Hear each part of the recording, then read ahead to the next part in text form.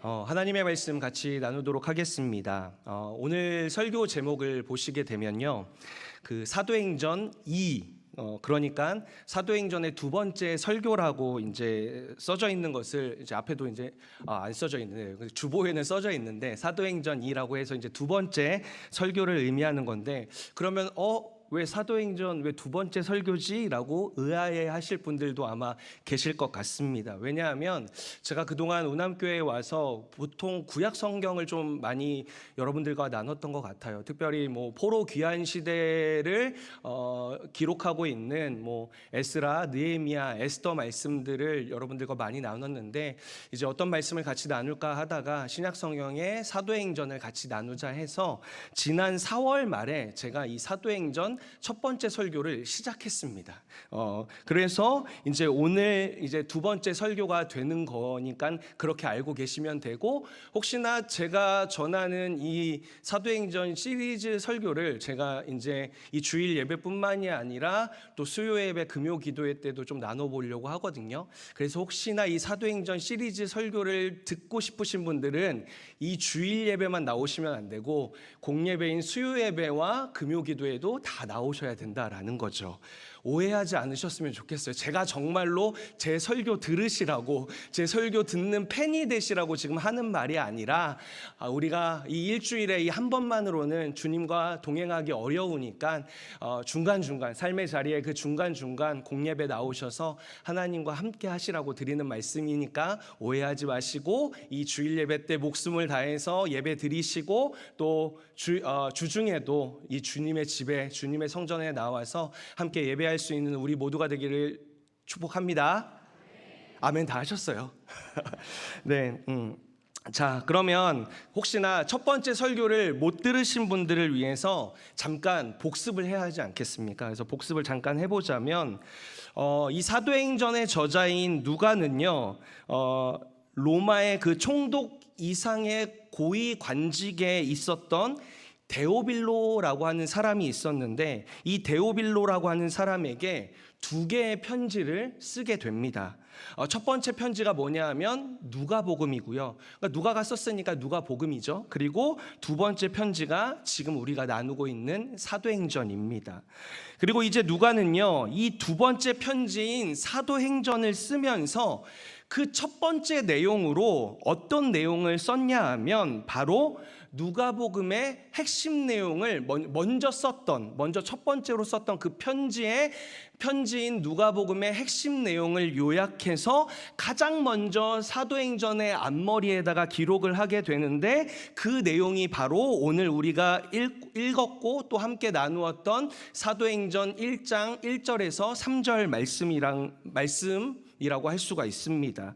그리고 이제 그 누가복음의 핵심 내용은요, 쉽게 말해 어떤 내용이 기록되어져 있냐 하면 이 땅에 오신 예수님의 삶에 대한 기록들이 이 사도행전 1장 1절에서 3절 말씀에 기록되어져 있습니다. 자, 그러면 누가는 예수님께서 이 땅에 오셔서 이제 하신 그 첫 번째 대표 사역으로 무엇을 증거하고 있냐 하면, 예수님은 이 땅에 오셔서 첫 번째로 행하셨다라고 증거를 하고 있습니다. 그렇습니다. 예수님께서 이 땅에 오셔서 가장 먼저 하신 일은 바로 당신께서 하셔야 했었던 그 일들을 행하셨다라는 것입니다.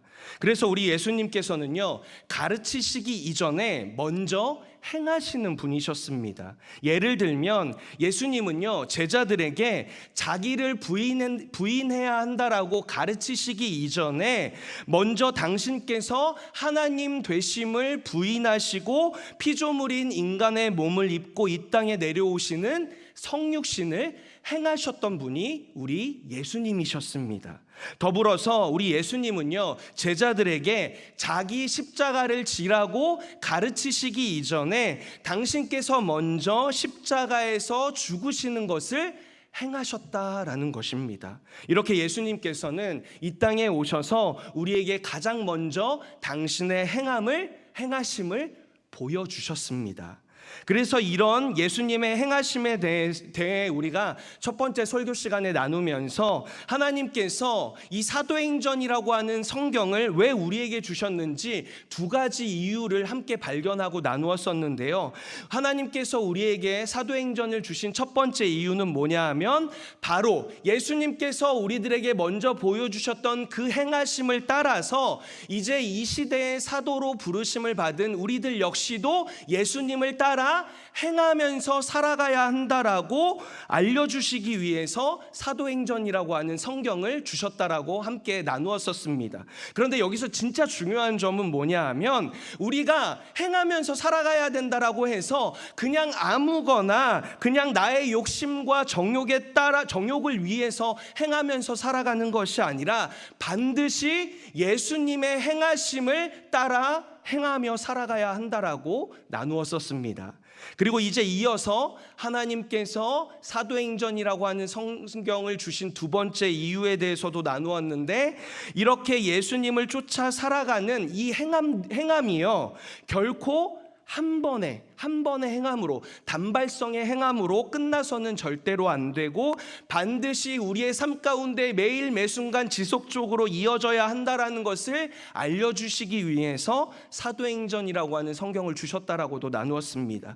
그래서 이 사도행전을요, 넘겨주세요. 사도행전을 영어로 하면 단수형인 액트가 단발성인 행함으로 끝나는 것이 아니라 행함의 연속을 상징하는 복수형 액츠라고 쓰여진다라고도 함께 나누었습니다. 자, 여기까지가 우리가 첫 번째 설교 때 같이 나누었던 내용이고, 그리고 이제 오늘은요, 지난번 설교 때의 말씀과 동일한 그 말씀들을 사도행전 1장 1절에서 3절 말씀을 나누면서 이번에는 예수님께서 이 땅에 오셔서 하신 대표적인 두 번째 사역에 대해서 오늘 여러분들과 함께 나누려고 합니다.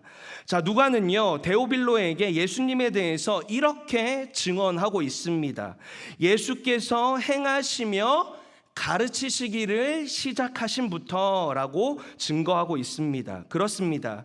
예수님께서 이 땅에 오셔서 하신 첫 번째 대표적인 사역이 행하심이었다라면 이제 두 번째 대표 사역은 바로 가르치심이었습니다.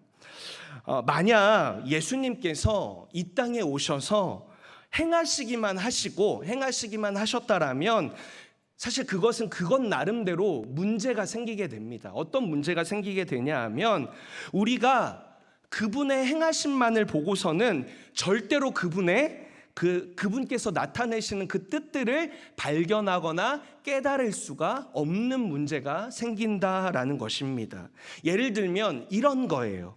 제가 저희 아이들이 핸드폰을 하고 있을 때 요즘 애들이 좀 커가니까 핸드폰에 조금씩 빠져들어가고 있습니다. 참 안 될 노릇이죠. 근데 빠져들어가고 있는데 만약 제가 그 핸드폰 하고 있는 그 핸드폰을 그냥 뺏기만 하게 되면 제 아이들은 결코 제 행동을 그 행동만으로는 이해할 수가, 깨달을 수가, 제가 원하는 뜻을 가지고 있는 뜻을 깨달을 수가 없다라는 거죠. 오히려 아빠가 내 목숨과 같은 핸드폰을 뺏었다라고 불만이 더 생기거나 심한 경우에는 저와 사이가 나빠지게 되겠죠. 그래서 저는요, 아이들에게 핸드폰을 뺏으면서 행하기만 하는 것이 아니라 가르쳐야 됩니다. 야, 너희들이 이렇게 계속 핸드폰만 하게 되면 결코 너희들의 정서에 좋지가 않아. 적당히 보고 적당히 핸드폰을 잘 사용해야지 너희들에게 이 핸드폰도 유익해질 수 있는 거야 라고 가르쳐줘야 저희 아이들이 제가 가지고 있는 그 뜻을 제대로 이해할까 말까인데, 가르쳐줘도 해야 할까 말까인데 안 가르쳐주게 되면 안 된다라는 거죠. 그렇다면 이제 생각해 보자고요. 하나님과 우리의 관계는 어떤 관계입니까? 아빠와 자녀의 관계, 부모와 자녀의 관계 정도가 아니라요, 하나님과 우리 관계는요, 창조주와 피조물의 관계이지 않습니까? 그렇기 때문에 피조물인 우리가 어찌 우리를 만드신 그 창조주의 행하심 하나만을 보고서 그분의 뜻을 다 깨닫거나 이해할 수가 있겠냐라는 거죠. 절대로 그럴 수가 없다라는 것입니다. 하지만 감사하게도요, 우리 주님께서는요, 우리가 너무너무 무지해서, 너무나도 무식해서 도무지 주님의 뜻을 알 수도 헤아릴 수도 이해할 수도 받아들일 수 없다라는 것을 너무나도 잘 알고 계시기 때문에 그런 무지한 우리를 위해서 우리가 알아야 할 것들을 행하시기만 하신 것이 아니라 당신의 뜻을 친절하게 가르쳐 주셨다라는 것입니다. 그리고 이제 그렇게 너무나도 친절하게 당신의 뜻을 우리들에게 가르쳐 주신 후에, 그리고 나서 우리들에게 명령을 하나 하시거든요. 우리 어떤 명령을 우리들에게 하셨는지 우리 마태복음 28장 20절 말씀 함께 같이 읽으면 좋겠습니다. 함께 읽겠습니다. 시작.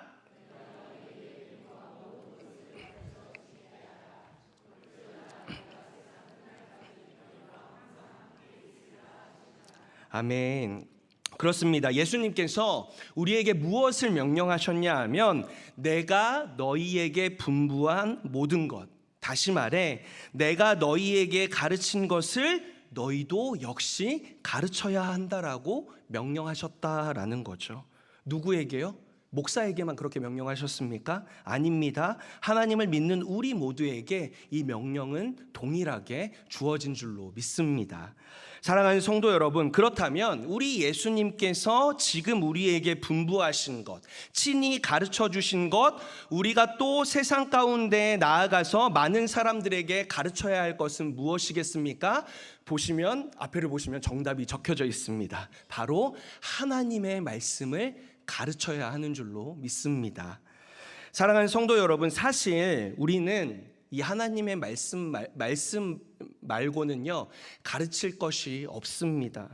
그리고 우리가 아무리 다른 것들을 이 세상 사람들에게 이 세상 가운데 아무리 온 힘을 다해서 열심히 가르친다 한들 그 가르침으로 누구를 살릴 수가 있겠습니까? 또 얼마나 영향력을 끼칠 수가 있겠습니까? 생각해 보시기 바랍니다. 사실 이 세상에서 우리보다 똑똑하고 잘난 사람들이 얼마나 많이 있습니까? 그런데 그런 너무나도 잘난 사람들, 나보다 너무나도 잘 나가는, 내가 제일 잘 나가는 그 사람들 앞에서 우리가 가르친다 한들 어떤 영향력을 끼칠 수 있으며 무엇을 가르칠 수 있겠냐라는 거죠. 제가 지난 주일 설교 때, 오래전이긴 하지만 지난 주일 설교 때 제 컴플렉스를 좀 이야기 나눈 적이 있었는데, 저는 좀 이 모양 이 꼴이지만 제 사촌들은 사실 세상적으로 굉장히 잘 나간다라고 말씀드리지 않았습니까?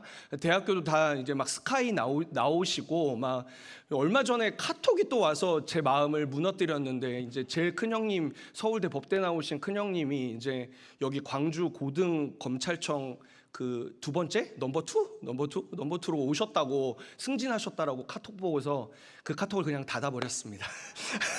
아니 축하했습니다. 아니 이런 사촌들 앞에서 저 같은 사람이 무엇을 가르칠 수 있겠냐라는 거죠. 가르친다 한들 그들에게 무슨 영향력을 끼칠 수 있겠냐라는 거죠. 그런데 그런 그들에게도요 우리가 자신 있게 가르칠 수 있고 전할 수 있는 것이 딱 하나 있다라는 것입니다. 그들이 모르는 것, 그들이 알 수 없는 것, 그러나 그들에게 전해지면 그들을 살릴 수가 있고 그들의 인생에 큰 영향력을 끼칠 수 있는 바로 하나님의 말씀인 줄로 믿습니다. 복음의 말씀인 줄로 믿습니다. 그런데요, 이렇게 우리가 다른 이들에게 하나님의 말씀을 가르치기 위해서는 먼저 선행되어져야 할 조건이 있습니다.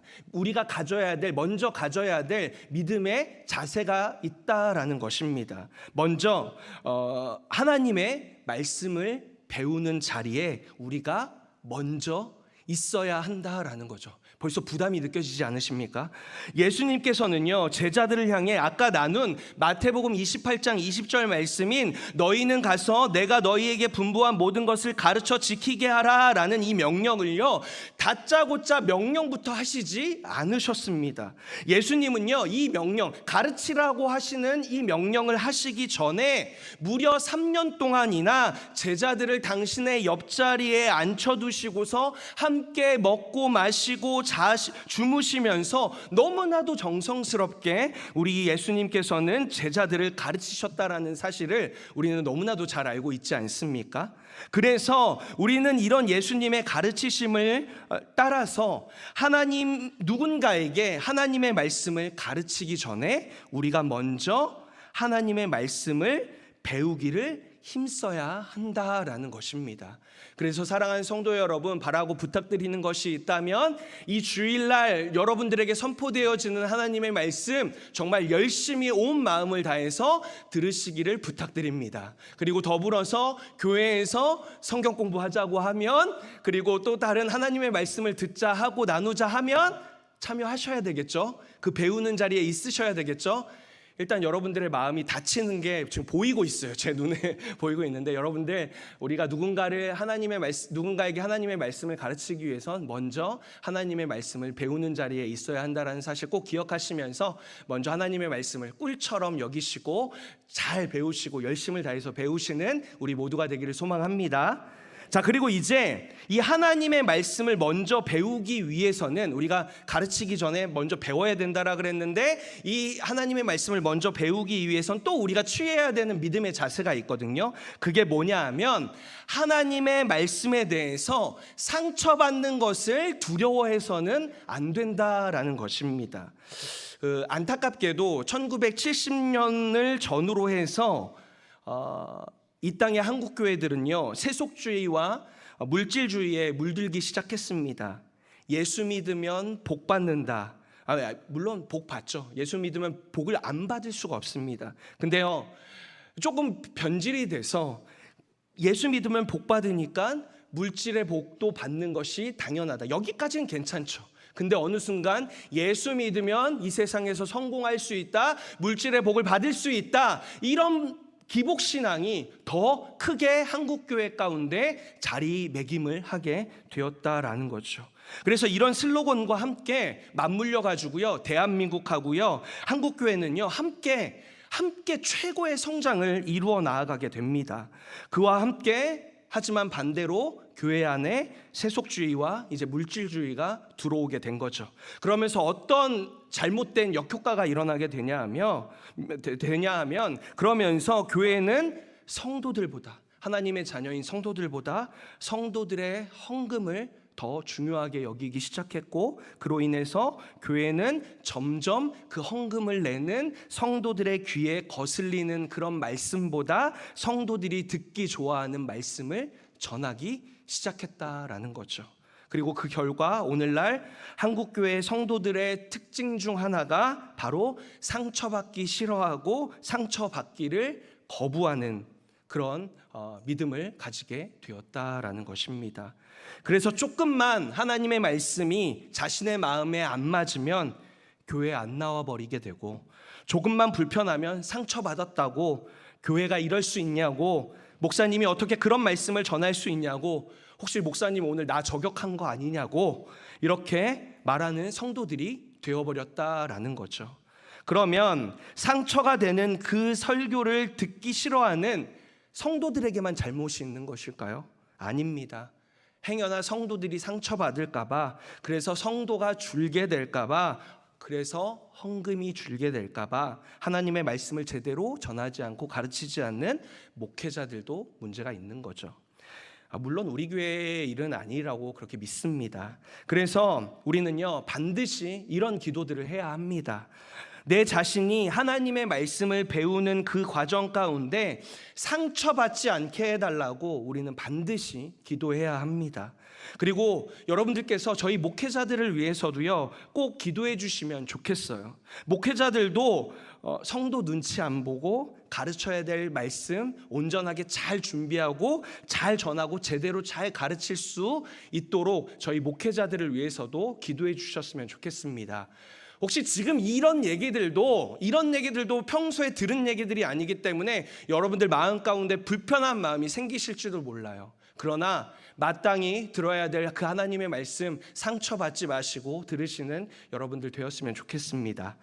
자, 그러면 사랑하는 성도 여러분, 그러면 이 하나님의 말씀은요, 이제 궁금해지는 게 이 하나님의 말씀은 왜 우리에게 상처를 주냐라는 거죠. 왜 상처가 되냐라는 거죠. 왜 하나님의 말씀은 때로는 우리를 기분 나쁘게 만드시고 아프게 만드냐는 거죠. 막 콕콕 찌르 어떤 날은 막 콕콕 찌르는 그런 날들이 있지 않습니까? 기분 나빠서 하나님 잠깐 하나님과 거리 두고 싶은 그런 날이 오지 않습니까? 자, 우리 히브리서 4장 12절에서 13절 말씀 함께 같이 읽어보겠습니다. 좀 작을 수도 있는데 여러분들 특별히 좀 색깔로 있는 글씨들 좀 보시면 좀 집중해서 보시면서 함께 같이 읽었으면 좋겠습니다. 시작.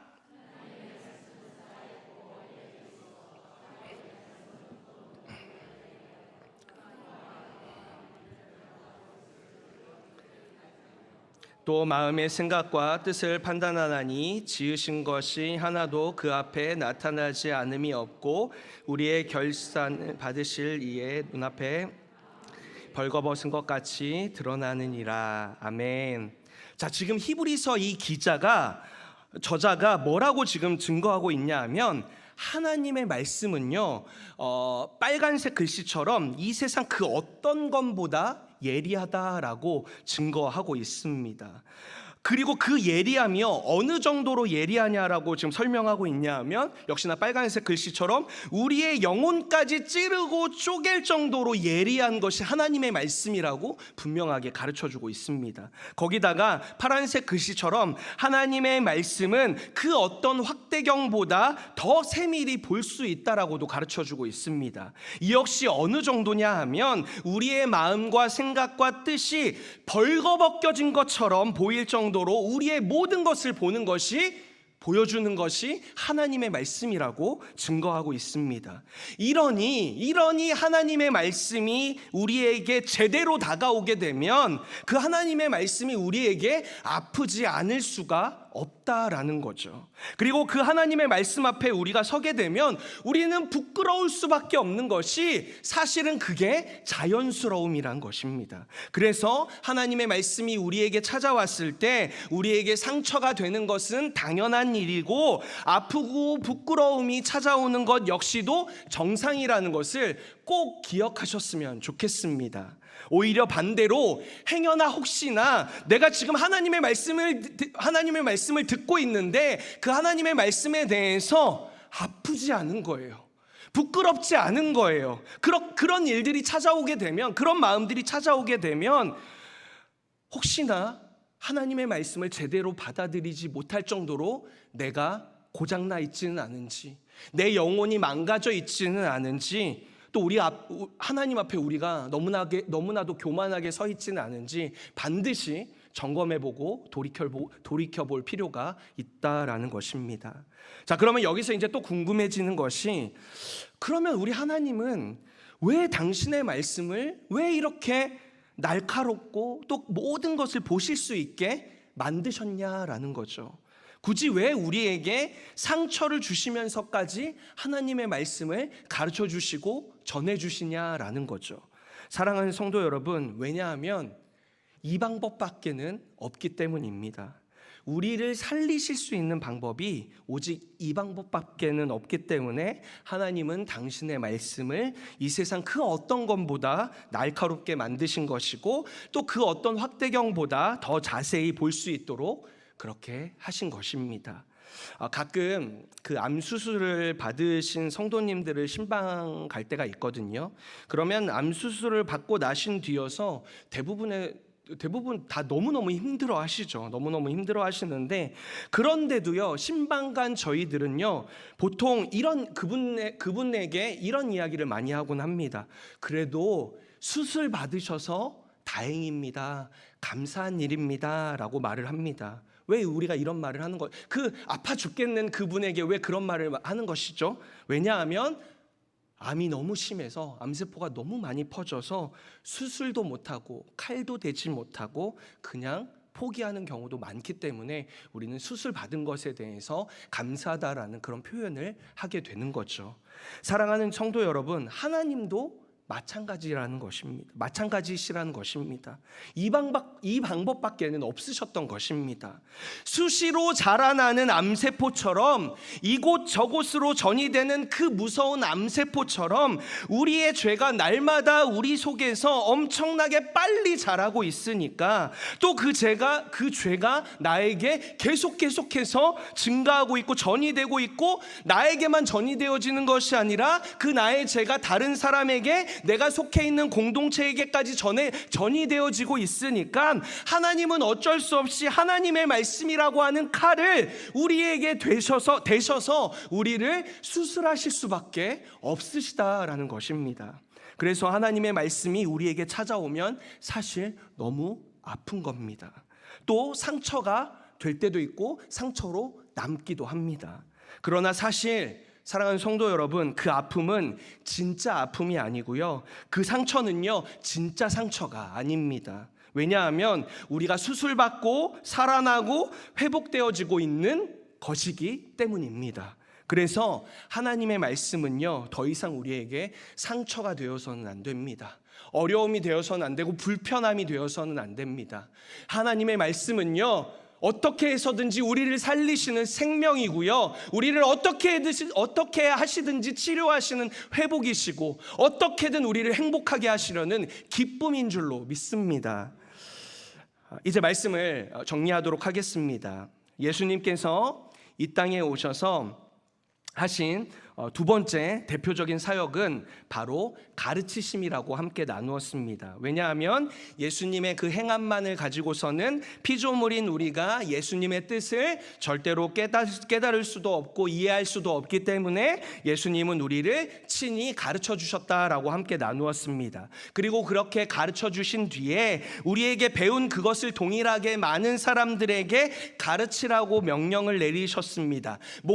앞에 있는 목사에게만 그 명령을 하신 것이 아니라 이 시대의 제자로, 이 시대의 사도로 부른 우리 모두에게 이 명령을 동일하게 주셨다라고 함께 나누었습니다. 그렇다면 이제 우리가 가르쳐야 할 것은 무엇입니까? 오직 하나님의 말씀밖에는 우리가 가르칠 것이 없다라고 나누었습니다. 왜냐하면 오직 하나님의 말씀만이 이 세상과 사람들을 살릴 수가 있고 변화시킬 수 있기 때문입니다.